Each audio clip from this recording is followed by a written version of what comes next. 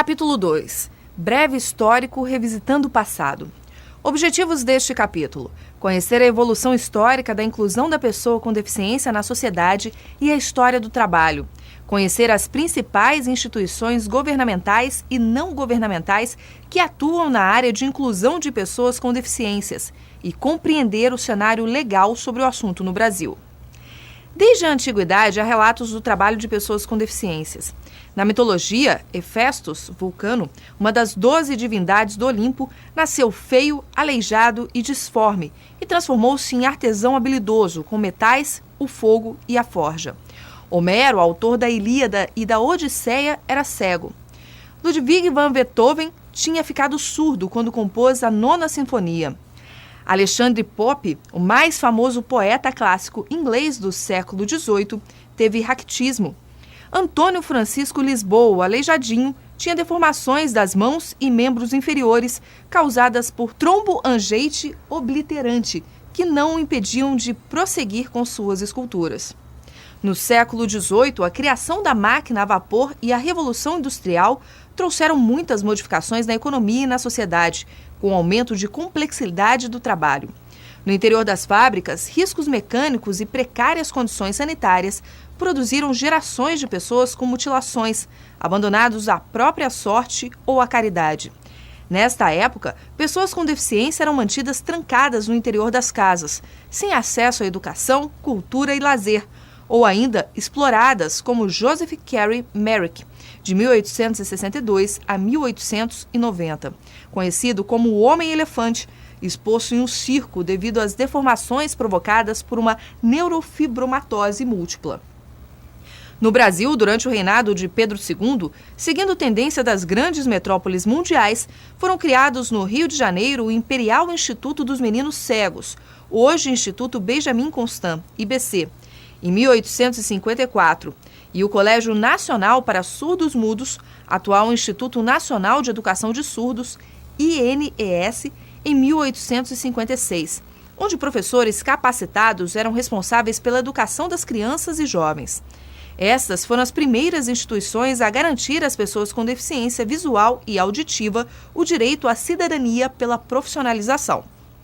Com o advento da Segunda Guerra Mundial, 1939 a 1945, houve um intenso crescimento industrial e muitas mudanças foram introduzidas nas fábricas. No pós-guerra, cidades estavam destruídas e era grande o número de pessoas com mutilações oriundas dos campos de batalha ou vítimas civis dos bombardeios.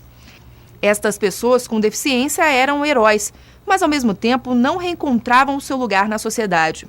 Um novo olhar sobre o assunto e novas possibilidades da reabilitação médica foram necessárias. Em 1946, a Organização Internacional do Trabalho torna-se a primeira agência especializada da ONU a defender o trabalho digno e produtivo em condições de liberdade, igualdade, segurança e respeito humano. Em 1948, é publicada a Declaração Universal dos Direitos Humanos. No Brasil, foram criadas instituições para o acolhimento e educação das pessoas com deficiência, que é exemplo da APAE, Associação dos Pais e Amigos dos Excepcionais, fundada no Rio de Janeiro em 1954, foram responsáveis pela escolaridade e socialização dessas pessoas. Os anos 60 e 70, movimentos em defesa dos direitos das minorias incentivavam a criação de documentos internacionais que trouxeram novos conceitos econômico, social e político às discussões atuais sobre emprego e trabalho, como, por exemplo, a Declaração dos Direitos do Deficiente Mental, a Declaração dos Direitos das Pessoas Portadoras de Deficiência e a Convenção 159 sobre Reabilitação Profissional e Emprego de Pessoas Deficientes. As atuações da ONU, da OMS e da OIT foram importantes para derrubar barreiras e estimular a inclusão das pessoas com deficiência à sociedade e ao trabalho. Duas das convenções da OIT, ratificadas pelo Brasil, tratam especificamente do trabalho de pessoas com deficiência. São elas: a de número 111/58, referente à discriminação em matéria de emprego e profissão, e a de número 159/83, concernente à adaptação de ocupações e o emprego do portador de deficiência. Em 1951, a Organização das Nações Unidas declara o Ano Internacional das Pessoas Deficientes.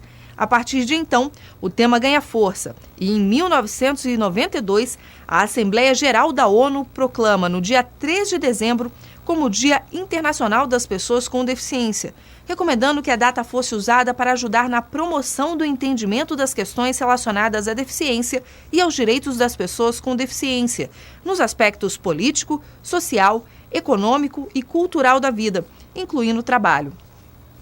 No Brasil, a promulgação da Constituição Federal de 1988, denominada Constituição Cidadã, trouxe o assunto no capítulo 2 dos Direitos Sociais, que estabeleceu a proibição de qualquer discriminação no tocante a salário e critérios de admissão do trabalhador portador de deficiência.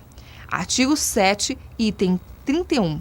E estabeleceram as competências da União, Estado, Distrito Federal e município em relação ao cuidado das pessoas com deficiência.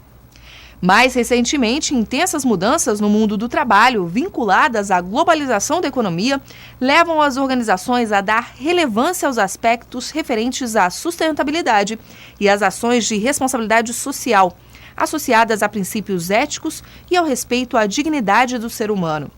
Discriminação e prática de assédio moral passam a ser combatidas. Nos anos que se seguiram, vários instrumentos legais foram promulgados, tanto em nível federal quanto estadual e municipal, com o objetivo específico de proteção da pessoa com deficiência, dentre eles a ratificação da Convenção 159 e da Recomendação 168 da OIT, a Lei nº 7.853/1989, que estabeleceu normas gerais que asseguram o pleno exercício dos direitos individuais e sociais da pessoa portadora de deficiência e sua integração social, que foi posteriormente regulamentada pelo Decreto 914/1993, que instituiu a Política Nacional para a Integração da Pessoa Portadora de Deficiência, ampliando oportunidades das pessoas com deficiência, reconhecendo que as desigualdades têm origem em todos os setores sociais e adotou o princípio de cotas. O decreto número 914 foi alterado pelos decretos 3.298/1999, 5.296/2004 e a Instrução Normativa 98, que detalharam as ações e diretrizes referentes à pessoa com deficiência em relação ao acesso à saúde, educação, habilitação, reabilitação profissional, ao trabalho, cultura, desporto, turismo e lazer. Em 2009, o Decreto 6.949 promulga a Convenção Internacional dos Direitos da Pessoa com Deficiência. Portanto, verifica-se que a legislação brasileira acompanhou movimentos sociais e políticas internacionais, tornando-se inclusiva ao adotar o princípio de cotas como ação afirmativa, dando chances de acesso ao trabalho a pessoas que, sem essa tutela, dificilmente teriam essa oportunidade. Checkbox. Ao final deste capítulo, você deve saber que 1. A história mostra que muitas conquistas foram obtidas por pessoas com deficiência, principalmente na música, literatura e artes. 2. Novas tecnologias e uma transformação social permitiram que limites fossem superados, permitindo que as pessoas com deficiência possam exercer plenamente suas capacidades. 3. Atuações da ONU, da OMS e da OIT foram importantes para derrubar barreiras e fomentar a inclusão social das pessoas com deficiência. 4. No Brasil, a legislação acompanhou os movimentos internacionais, com destaque para a Política Nacional para a Integração da Pessoa Portadora de Deficiência, os decretos 3.298/1999 e 5.296/2004 e a IN 98/2012 e o decreto 6.949/2009. Saiba mais acessando os documentos legais do site ANAMT e da Rede.